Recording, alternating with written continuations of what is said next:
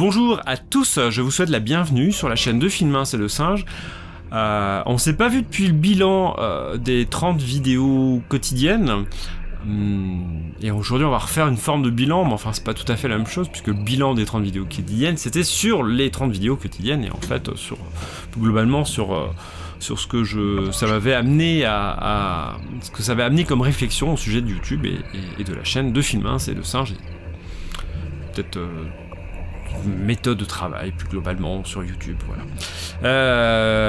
Bon, c'est pas trop dans mes habitudes de faire des bilans annuels, mais à force d'en lire sur les réseaux sociaux, d'en écouter sur YouTube, parce que voilà, beaucoup des youtubeurs ou des personnes que je suis ont fait un petit bilan.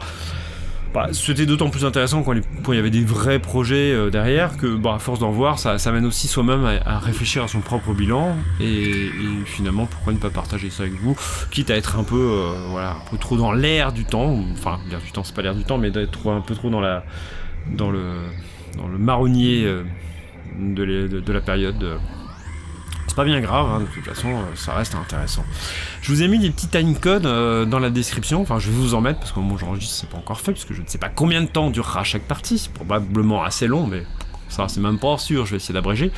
Timecode qui vous permettra de sauter directement, il y a peut-être des aspects de mon travail qui vous intéressent moins, donc vous allez pouvoir sauter. Je vais parler grosso modo de YouTube, de la photographie de mariage, de la thèse, de photographie aussi d'artiste, puisque c'est le gros projet de cette année, un peu d'écriture aussi, et je crois que c'est à peu près tout. J'avais noté aussi musique, je crois que je l'ai dit, je ne sais plus, puis on va faire une petite conclusion à la fin.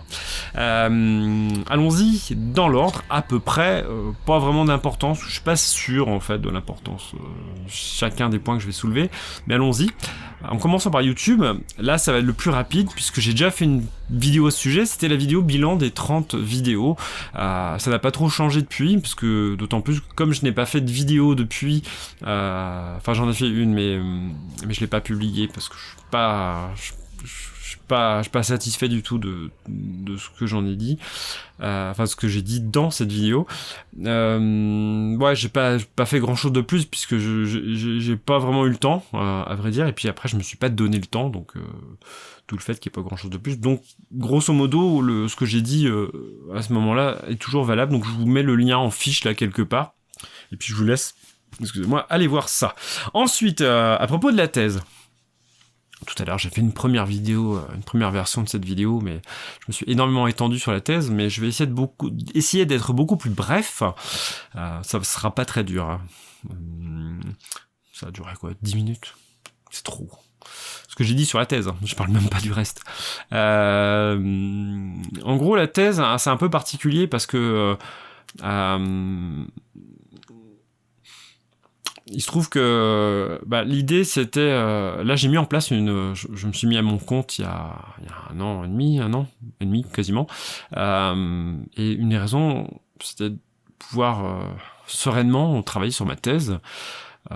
Donc il y a eu toute la période de mise en place, c'est encore un peu le cas puisque la pandémie a fait que ça a compliqué les choses, mais il y a eu toute la période de mise en place, et je comptais une fois que tout roulerait à peu près, que les bonnes habitudes en termes de communication prises, je pourrais travailler sur ma thèse beaucoup plus sereinement. Ça n'a pas été le cas. La pandémie a fait que mon activité principale a été très touchée. La photo de mariage, c'est forcément un des secteurs les plus touchés par la pandémie. Donc j'ai pas pu faire grand chose, ce qui fait que financièrement ça pose problème. C'est pas rédhibitoire, c'est juste qu'il faut que je repense mon activité, et faut que je repense à d'autres moyens de financement. Je peux pas compter que sur l'événementiel, et d'autant plus que on peut s'attendre, alors ça c'est certains scientifiques parlent de peut-être que c'est peut-être un peu ils extrapolent peut-être, je ne sais pas, mais visiblement on peut s'attendre à d'autres épidémies plus tard. Déjà celle-ci on ne sait pas quand elle va s'arrêter réellement, ou quand les choses vont se calmer. Donc moi j'ai pris le parti de ne pas compter que sur l'événementiel. Je sais que certains le font, pourquoi pas. Dans l'absolu, je pense pas quand on bosse dans l'événementiel, on soit condamné, hein. Je suis pas sûr de ça du tout. Mais c'est que moi de mon côté, j'ai pas envie de dépendre que de ça. Enfin, c'était déjà pas le but à la à la base, mais là du coup ça a accéléré les choses. Je pense que d'ici, s'il n'y avait pas eu la pandémie, en 3-4 ans j'aurais repensé quand même les choses, mais le temps de finir ma thèse avant, parce que l'idée c'était de finir quand même la thèse, parce que c'est le sujet de cette partie, c'est la thèse. Donc l'idée c'était de financer, et là c'est compliqué, parce qu'il faut que je repense à un moyen de vivre, alors, plus que survivre, parce que je me pose cette idée de survivre. Je fais vraiment plus que ça. Il faut que je repense au moyen de financer cette thèse. Donc du coup, forcément, ça grignote sur le temps de la thèse et ça grignote sur la motivation, sur l'énergie qui reste. Donc pas évident. Je la terminerai, cette thèse-là. Je l'ai déjà dit à plusieurs reprises et j'ai absolument pas l'intention de laisser tomber la thèse du tout. Même si au final je la soutiens pas parce que pour des raisons X ou Y ça devient trop compliqué. Mais le texte, la rédaction de la thèse, il y aura un objet final qui sera une thèse rédigée, voilà. Après, si je la soutiens pas, tant pis, mais de toute façon, le projet, j'irai jusqu'au bout. Au moins, j'aurai ça pour moi. J'aurai pas un bac plus 8, mais j'aurai ça. Donc ça, c'est concernant la thèse. Pas grand-chose à dire de plus, de toute façon, je crois que vous avez déjà dit que j'ai pas l'intention de faire une carrière universitaire, donc là, tout ce qui est communication, tout ce qui est articles et tout ça, j'ai un peu laissé tomber. Je cherche plus. Je vais essayer quand même d'en faire quelques-uns, mais là, la charge de travail est trop énorme, quoi. J'ai d'autres projets, et puis à un moment donné, faut faire des choix, et je fais ce choix-là, quitte à contrarier quelques personnes dans le fait de ne pas communiquer plus sur ma thèse. Je ferai peut-être quelques carnets de thèse, comme j'ai dit dans la vidéo du bilan des 30 jours, mais à part ça, probable que je ne fasse pas grand-chose de plus. Mais bon, ça, je vais pas non plus parier trop là-dessus. Ensuite, la photographie de mariage, on y était, on en a parlé, forcément c'est lié à la thèse d'une manière ou d'une autre, parce que si je fais de la photo de mariage, c'est parce que j'avais besoin de financer ma thèse. J'avais choisi la photo de mariage parce que c'était un bon compromis entre le côté gros projet, parce que j'aime pas l'idée des petites séances photo. J'avais failli choisir de faire ça, mais j'aime bien, moi, me consacrer, prendre le temps de me consacrer à un projet, parce que ça me permet de travailler avec des futurs mariés, entre les rencontres, les rendez-vous, tout ça, ça permet permet de prendre le temps de connaître des gens. Je trouve que c'est pas mal. Et ça met en confiance et tout, et on n'a vraiment pas le même rapport avec les personnes qu'on pourrait avoir sur des séances courtes, mais bon, la question elle reste ouverte quand même, parce que je suis pas non plus j'ai travaillé, ça m'est arrivé de travailler dans le domaine musical avec des musiciens que je connaissais assez peu finalement, et je me suis éclaté quand même. Donc c'est peut-être le domaine de la photo, dans la photographie sociale, c'est peut-être moins mon truc finalement, et que du coup le mariage me permet de biaiser un petit peu ce truc-là. Du coup forcément très impacté. Moi j'ai pris une décision, de toute façon ça aurait fini par arriver, mais j'ai pris une décision parce que de toute façon j'allais vers ça, mais là ça sera dès 2022, pas 2021, parce que 2021 c'est un peu particulier, j'y reviendrai, mais dès 2022 je ne fais plus que 5 mariages par an, pas plus. Et après, si je fais 10 ans, 20 ans comme ça, c'est très bien. Bon, peut-être qu'au bout de 20 ans, je ferai plus de mariage, parce que, 60 balais, ça peut être physique, le mariage. Mais c'est pas sûr non plus, j'en sais rien du tout, je n'ai pas 60 ans. Et je n'ai pas non plus trop eu le temps et l'occasion d'échanger avec des photographes de 60 ans, donc c'est peut-être qu'un a priori. Mais toujours est-il que je pars sur 5 mariages par an. Par contre, je vais relever le niveau d'exigence, à la fois de compatibilité entre les personnes pour lesquelles je vais travailler et moi, et puis aussi niveau d'exigence esthétique, et forcément ça donnera des mariages moins accessibles. J'assume tout à fait ce choix, parce que de toute façon on peut rien avoir pour rien, c'est bien normal. Mais moi de mon côté, j'aime tellement l'idée du projet de faire des choses assez ambitieuses, que je me dis que en termes, en tout cas pour le mariage, c'est ce que j'ai envie. Mais c'est indépendamment, et c'est pas lié, ce choix-là n'est pas lié du tout à ce que je fais avec les photos d'artistes, ce dont je parlerai tout à l'heure. Mais voilà, on est à 5 mariages, 2021 un peu particulier, puisqu'il y a aussi le rattrapage des mariages de 2020, donc là il y en a un peu plus, on est à 8, mais sinon j'en accepte maintenant exceptionnellement, soit faut vraiment que ça me botte, ça peut être parce que là, dernièrement, j'ai un mariage qui a été qui a été validé, mais c'est avec pour des personnes, ça va être cool, quoi. On est sur plein de choses sur la même longueur d'onde, mais surtout, c'est on a des points communs musicaux et intellectuels qui sont assez forts, donc ça rend les choses très intéressantes, et je pense qu'on a une vision du monde qui est forcément pas la même, mais qui est très proche, et ça fait que je pouvais pas dire non, quoi. Et j'en suis vraiment content. Je pense que ça sera même un des meilleurs mariages de l'année 2021. Je le sens, enfin, pas parce que c'est des gens mieux, mais parce que du fait qu'il y a cette concordance beaucoup plus forte. Mais voilà. Donc je réduis beaucoup. Par contre, je vais relever le niveau d'exigence. Alors pour 2018, ça va rester en 2018. Pourquoi je 2020, ça va 2021. Voilà, je vais y arriver. Ça va rester, on va dire, assez dans la continuité, et puis 2022, je pense qu'il va y avoir un vraiment réel décalage, d'autant plus que je vais introduire l'argentique dans mes prestations de mariage. L'idéal, ça serait dans 4-5 ans que je fasse plus que 3 mariages. Ça me botterait, parce que l'idée, c'est aussi de pouvoir me consacrer à fond sur chaque mariage. Mais bon, et d'être frais, quoi, parce qu'il y a une certaine lassitude aussi qui se met en place. Enfin, pas une lassitude, mais je vois des gens qui bossent sur 10 mariages par an. Même 10 mariages, c'est énorme, parce que c'est une énergie tellement énorme qui est dépensée à chaque fois, que le 10e mariage, il en pâtit pas forcément, mais on a forcément pas la même énergie. Au final, peut-être que les mariés vont rien remarquer. Il y aurait peut-être même pas de différence pour eux si ça avait été le premier, ou que ça soit le premier ou le dernier mariage de l'année. Mais pour nous, enfin, esthétiquement et du point de vue de la démarche, je pense qu'on est capable d'apporter, je pense, plus de choses si on reste plus frais. Donc c'est aussi l'intérêt. Donc pour moi, 3 mariages par an, ça serait génial, quoi. Parce que je n'ai pas besoin de plus. Et là, c'est en dehors de toute considération financière, hein. Mais j'ai pas besoin de faire plus. Et moi, je trouve que ça me va, quoi. Bref, alors pour la photo des artistes, la photo d'artistes, j'avais trouvé intéressant ça t'arrive gros de vous en reparler quand même. C'est le gros projet c'était le gros projet 2020. Que j'ai commencé à mettre en place un petit peu avant le premier confinement. Mais pareil, c'est impacté forcément par le Covid, puisque les artistes, enfin surtout les musiciens avec lesquels je souhaite travailler, et que je travaille,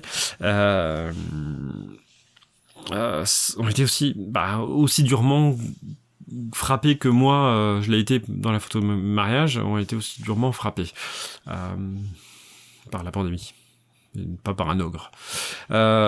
Donc forcément ça complique les choses, et que j'ai pas choisi un domaine qui va m'aider, mais bon, il y a des alternatives, alors pas des alternatives pour remplacer, mais on va dire des alternatives en attendant, parce que c'est toujours le même problème, il faut bien vivre, il faut bien se nourrir, il faut bien manger à sa faim, donc il y a des alternatives sans compromettre non plus le projet. J'y travaille, et ça va être notamment mon axe de travail de la semaine, et puis 2 semaines après si nécessaire, pour cette reprise après les vacances bien méritées. Ensuite, le gros projet de cette année 2021, ça va être la musique. Alors j'ai repris, comme vous savez, j'ai réorienté, ou j'en ai parlé sur ma vidéo bilan, mais j'ai réorienté pas mal mon activité musicale, retravaillé, j'ai ressorti mes vieux claviers, j'ai recommencé à bosser sur la synthèse sonore. Vous avez dû vous en rendre compte dans les musiques que j'ai utilisées pendant les 30 jours. Donc c'était très peu de flûte. Alors je réinvestis aussi la flûte, hein. Je joue pas moins, hein. J'en joue tous les jours, sauf pendant les vacances. Bon, j'ai fait une petite pause, mais j'en joue quotidiennement sinon. Et il est hors de question que je laisse tomber ça, hein. L'idée, c'est pas de remplacer par, mais toujours est-il que j'utilise beaucoup plus les synthés et la synthèse sonore que je ne l'ai fait il y a quelques années, ou quelques mois même. Donc là, il y a un gros réinvestissement. Ce qui a été nouveau pour moi, c'est d'utiliser beaucoup plus de synthétiseurs virtuels. C'est-à-dire que c'est pas l'instrument lui-même qui crée le son, mais le son est créé par les ordinateurs, et pas moins bien, hein, c'est très bien et ça me convient tout à fait. Bref, donc là-dessus, j'ai vraiment envie de bosser là-dessus parce qu'il y a un potentiel et je reviens un petit peu à des vieux travaux que j'avais fait il y a très très très longtemps et ça me plaît beaucoup et puis je redécouvre plein de choses. Donc là, l'idée, elle est clairement d'en vivre aussi. Donc pas simplement la photographie, mais aussi d'avoir un revenu correct avec la photographie, la musique. Alors je ne sais pas encore comment, là c'est en grande réflexion. Là par contre, si vous avez des idées, si vous avez envie de me suggérer des choses, n'hésitez pas. Sont exclus pour l'instant, très probablement, la vulgarisation. J'ai pas envie de faire une chaîne de vulgarisation sur la musique. Ça veut pas dire que je ferai pas un peu de vulgarisation, mais ça veut dire que je ne veux pas que ça devienne une activité rémunératrice, pas parce que j'ai pas envie d'être payé pour ça, mais parce que ça demanderait un temps qui me ferait que m'écarter de l'essentiel. Et pareil, je ne veux pas faire de la formation, je ne veux pas faire de l'enseignement, sauf exceptionnellement. Enfin, je veux dire, si je fais 4 heures de cours, que ce soit instrument ou de synthé sonore ou quoi que ce soit par semaine, ça me va. Ou je fais un petit peu de formation, même en ligne, ou des choses comme ça. D'ailleurs, de toute façon, actuellement, il n'y aurait pas le choix. Ce serait forcément la formation en ligne, mais si j'en fais un petit peu, ça va pas ça me déplairait pas, mais pas plus que ça. Je vois des gens qui dans leur activité, en sont à concevoir des formations énormes et passer les 3/4 de leur temps là-dessus. Je comprends pas, quoi. Ça me dépasse. Mais bon. Donc le but, ça serait quand même d'arriver à vivre de la musique elle-même. Ça, on verra. Mais ça reste que c'est pas un sujet à long terme. Hein. Là, je suis dans le moyen terme à propos de la musique et de ce que ça va pouvoir me permettre de payer comme pâte, quoi. Est-ce que je vais pouvoir me payer des pâtes complètes avec, ou est-ce que je vais pouvoir me payer aussi le sel? Voilà, la question, elle est là. Et là, c'est pareil, c'est vraiment un axe de réflexion. Donc, si vous avez, des pistes de votre côté, n'hésitez pas. Je suis preneur. Ensuite, on est presque au bout, en fait. Hein. On va pouvoir caser quasiment en 20 minutes. Je suis content d'avoir réussi à pas trop traîner. Concernant l'écriture, ça va être le dernier point avant la conclusion. L'écriture, parce que ça reste quand même une de mes obsessions aussi. L'écriture, j'écris beaucoup, j'écris un peu moins en ce moment. Je me suis demandé, mais qu'est-ce que je fais de mes projets d'écriture, parce que finalement j'avais envie d'écrire tas de bouquins, j'avais envie de faire plein de choses, et en fait je me suis dit, mais en fait l'écriture pour moi c'est juste c'est transversal. C'est pas original de dire ça, hein, mais c'est transversal. Et est-ce que j'ai besoin de mener un projet d'écriture en soi? Non, je crois pas. J'ai décidé de reprendre un petit peu sur le blog, sur le site internet de Film et de Singe, une série de petites fictions. Ça me plaît, c'est ce que je faisais au départ, en fait, quand j'ai créé de Film et de Singe. C'était deux choses, de la poésie et des fictions assez j'allais dire dérisoire, non pas dérisoire mais déraisonnable. Les aventures d'Humphrey Schrödinger, qui à l'époque s'appelait Humphrey le marin. J'ai repris un peu ça et ça m'éclate, en fait, donc j'ai pas écrit depuis longtemps parce qu'il faudrait que je m'astreigne quand même une régularité, au moins un par semaine. C'est pas énormément de temps et c'est rigolo à faire. Voilà, tout ça sur le blog, mais le blog est en refonte. Et ça, la dernière actu, voilà, je l'ai pas mentionné tout à l'heure quand j'ai présenté un petit peu ce que j'allais dire, mais la dernière actu, ça va être la mise en place, la remise en place d'un site tout nouveau, tout propre de Film et de Singe. Je rappelle que j'ai 2 sites professionnels, celui pour la photo de mariage qui est stevencorves.com, celui pour la photo d'artiste, notamment en argentique, qui est stevencorves.art, et là le site le plus ancien qui existe depuis 2006 ou 2000, quelque chose comme ça. Peut-être pas le site avant, j'avais un blog, c'était un overblog, mais c'est devenu après le site peut-être en 2008 ou en 2009 de Film et de Singe, enfin de filmins.com. Et ce site est en cours de refonte et il va être orienté sur 2 choses. D'une part, ma pratique musicale, donc ce dont je vous ai parlé tout à l'heure sur la musique, ça va être mis en avant en particulier, mais pas que, hein, et toujours l'écriture, donc je vais essayer de trouver un moyen de bien mettre ça en évidence clairement, et puis Pour l'instant, je cherche à créer une forme d'écosystème autour de l'écriture, de la musique et de la photographie. Donc je cherche parce que tout ça, j'aimerais les regrouper, que c'est à la fois ça soit accessible indépendamment, c'est-à-dire que stevencorvès.art par exemple, la photographie avec les musiciens ou les artistes, que ça soit bien un projet clair, c'est-à-dire qu'un artiste qui a besoin de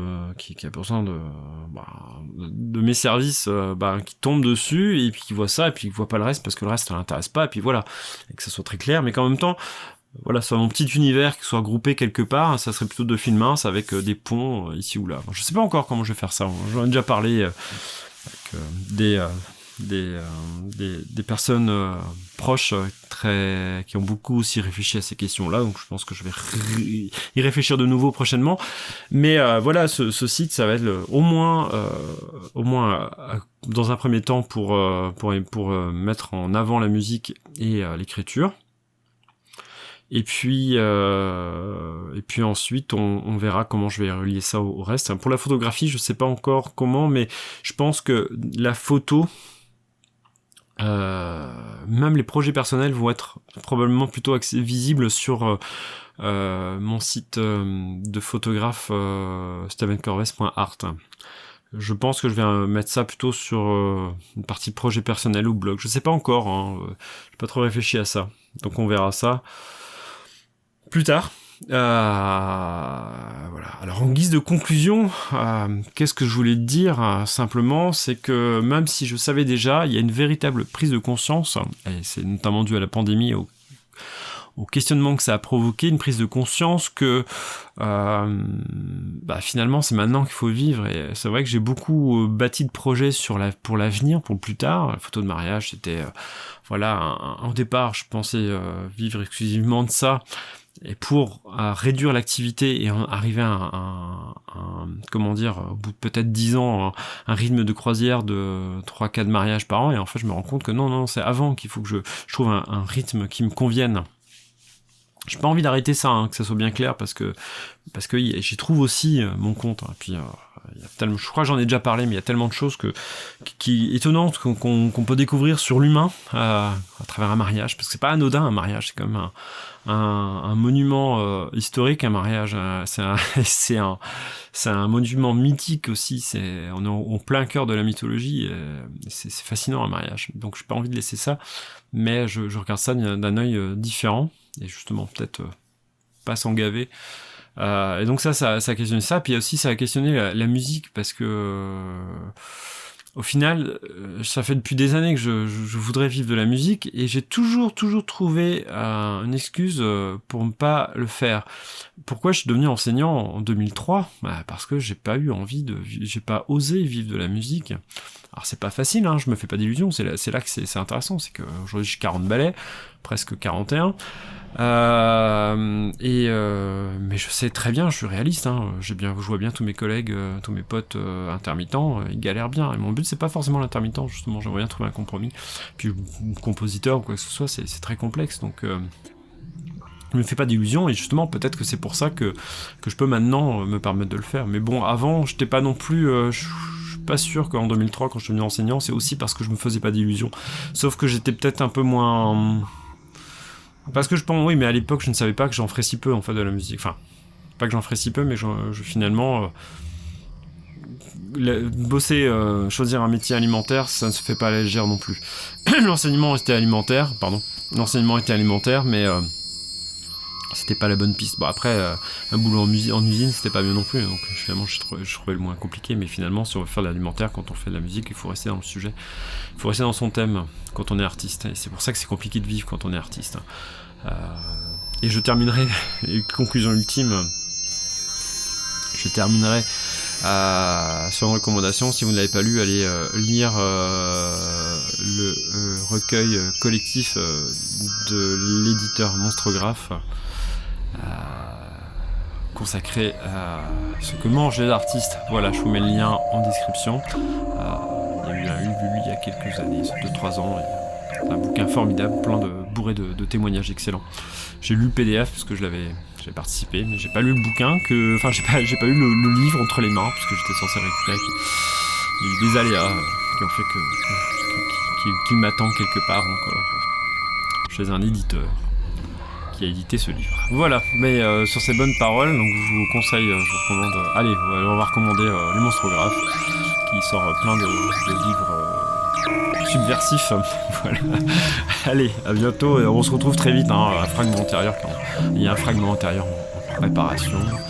Et puis je vais reblablater encore prochainement. Ouais, je sais pas si je vais faire des coupures là-dedans. Oh, si, je sais pas, on verra. Allez, bonne soirée.